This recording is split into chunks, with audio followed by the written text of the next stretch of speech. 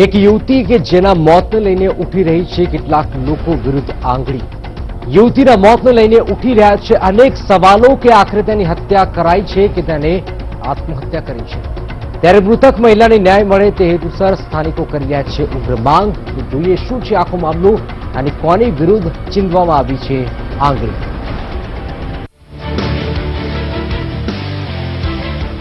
આત્મહત્યા તો કરે જ નહીં, હવે હત્યા છે કે અંકિતા અમર રહે, અંકિતા અમર રહે.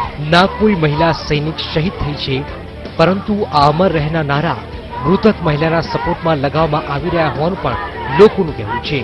સ્થાનિકો માની રહ્યા છે કે મૃતક મહિલા અંકિતા આત્મહત્યા જેવું ગંભીર પગલું ઉગામી જ ન શકે.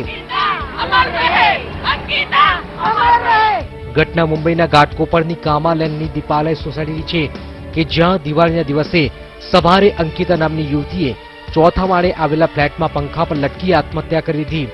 27 વર્ષીય અંકિતા મયંક ચરલાએ હોસ્પિટલમાં ખસેડવામાં આવી, જ્યાં તેનું સારવાર દરમિયાન મોત નીપજ્યું. તે સમયે સ્થાનિક રહેવાસીઓએ અંકિતા અમર રહો, અંકિતાને ન્યાય મળવો જોઈએ એવા નારા લગાડીને તેને વિદાય આપી.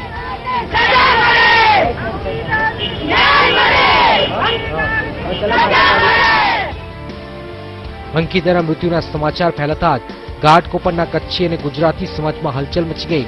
સૌની એક જ માગણી હતી કે અંકિતાને અને તેની 4 મહિનાની દીકરીને ન્યાય મળે.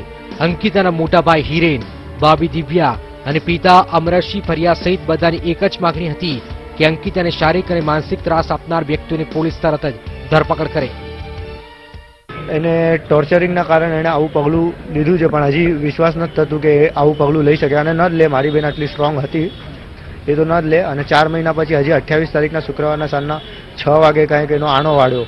4 મહિનાની એની બેબી છે અને 29 તારીખ ગઈ અને 30 તારીખના સવારના આ બનાવ બન્યો એવું મારા બેનના સાસરિયાથી કીધું કે આવું અંકિતાએ કર્યું છે. એવું એ પગલું ભરી ન શકે. 5 વર્ષ પહેલા અંકિતાના લગ્ન મયંક સાથે કરાવ્યા બાદ તેને માનસિક ત્રાસ સાસરી પક્ષ તરફથી અપાતો હોવાનું પણ અંકિતાના ભાઈ હિરેનનું કહેવું છે. 1 જુલાઈએ અંકિતાને બેબી આવી હતી. હોસ્પિટલમાંથી અંકિતા તેની બેબી વંશી સાથે તેના ઘરે રહેવા આવી હતી. ત્યાર પછી તેના સાસુ સસરા અંકિતાને તેમના ઘરે લઈ જવા માટે તેડવા આવવા તૈયાર જ નહોતા. તેમણે દીકરી આવી એ ગમ્યું ન હતું એટલે અંકિતાની સાસુએ પૈસાની માગણી કરી હતી, જેને લીધે અંકિતા નામે 1 લાખ રૂપિયાની ફિક્સ ડિપોઝિટની રસીદ તેના પરિવારજનોને કઢાવી રાખી હતી. ત્યારબાદ મયંક 28 ઓક્ટોબરની સાંજે શુક્રવારે અંકિતાને ઘરે લઈ ગયો હતો અને બીજા દિવસે કાળી ચૌદસ હતી અને દિવાળીના દિવસે સવારે તેમને અંકિતા બીમાર હોવાથી હોસ્પિટલ લઈ ગયા હતા એવો તેના સસરાનો ફોન આવ્યો હતો. અંકિતાના પિતાએ દિવાળીના દિવસે જ ઘાટકોપર પોલીસ સ્ટેશનમાં ફરિયાદ કરી કે અંકિતાને તેની 55 વર્ષની સાસુ ઉષા ચરલા, 62 વર્ષના સસરા અશોક ચરલા અને 28 વર્ષનો પતિ મયંક ચરલા શારીરિક અને માનસિક ત્રાસ આપતા હતા. જેથી અંકિતાના મૃત્યુ બાદ પોલીસે અંકિતાના સાસુ સસરા અને પતિની ધરપકડ કરી હતી. તેમજ અંકિતાના પિતાએ અંકિતાની 4 મહિનાની દીકરી વંશીની જવાબદારી માથે લેતા પોલીસે વંશીને તેમને સોંપી હતી. હાલ તો પોલીસ તપાસ કરી રહી છે કે અંકિતાએ આત્મહત્યા કરી છે કે તેની હત્યા કરાઈ છે. જો એ છોકરીમાં કઈક ઓલું હોત તો બિલ્ડિંગ વાળા કે એરિયા વાળા કોઈ આટલો સપોર્ટ ના કરત. ગોસિયા અહીંયાથી સર્વોદયથી લઈ અને શ્રેષ્ઠ સુધીના બધાનો સ્ટ્રોંગ સપોર્ટ છે, પણ આત્મહત્યા તો નથી જ. એ નથી ને નથી જ. આત્મહત્યા છે જ નહીં. આ છોકરી આવું કરી શકે જ નહીં, કારણ કે 5 વર્ષની હતી ત્યારથી એણે સ્ટ્રગલ જ કર્યું છે. એટલે આ છોકરીનું મનોબળ એવું હલકું હતું જ નહીં કે આ સ્ટેપ લઈ શકે. હાલ તો ઘાટકોપર પોલીસે પણ દહેજ ઉત્પીડન સહિત માનસિક અને શારીરિક ત્રાસનો ગુનો નોંધીને ત્રણેયની ધરપકડ કરી તપાસ તેજ કરી છે.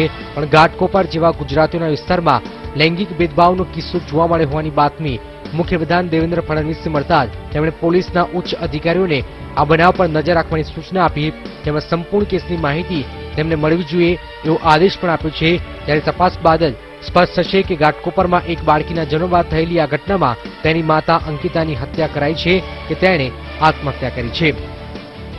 એક તરફ સરકાર બેટી બચાવો બેટી પઢાઓના નારા સાથે આગળ વધીને નારી સશક્તિકરણની વાત કરતા લૈંગિક ભેદભાવ ખતમ કરવાનો પ્રયાસ કરી રહી છે. એવામાં આવી અનેક ઘટનાઓના કારણે સમાજ તો શરમથી ઝૂકી જાય છે, પણ સરકારની યોજનાઓ પણ નિષ્ફળ થતી દેખાઈ રહી છે.